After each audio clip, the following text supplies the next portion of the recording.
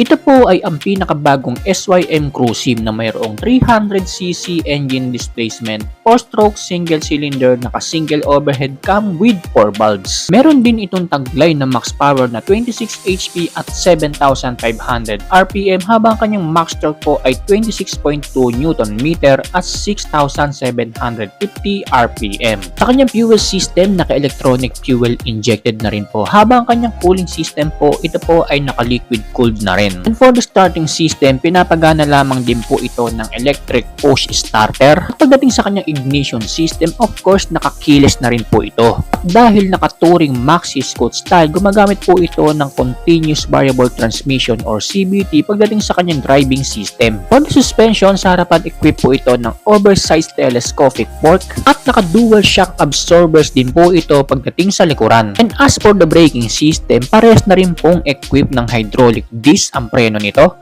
harap at likuran. Na meron na rin po mga safety braking features tulad ng dual channel ABS at traction control system. And for the other features of this scooter, instrument panel po niya ay naka-LCD display na po. At made from LED na rin po ang mga ilaw nito simula sa headlight, daytime running light, turn signals hanggang sa taillight po nito. Kaya naman makakaasa tayo na kahit sa gabi napakaliwanag ng mga buga ng mga ilaw nito. Meron din po itong napakalaking storage compartment na kasya po ang dalawang full face helmet. At meron na nga rin po itong kasamang built-in underseat compartment light na malaki maitutulong sa ating mga rider kung maghahanap tayo ng mga gamit lalo sa gabi. At gaya nga po na nakikita nyo, meron na rin po itong built-in hydraulic seat damper. Isang very convenient tool na pumipigil po sa upuan na kusang bumagsak kung sakasakaling maghahanap tayo ng mga gamit sa underseat compartment nito. And lastly, of course, meron na rin po itong dalawang built-in charging ports. Yung isa po ay naka-USB ready na habang yung isa naman po ay bibilan mo pa ng adapter para magkaroon ka pa ng additional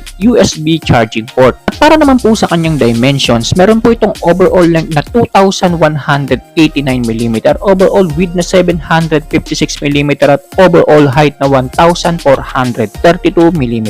At meron naman po itong seat height na 760mm habang ang kanyang ground clearance naman po ay 135mm.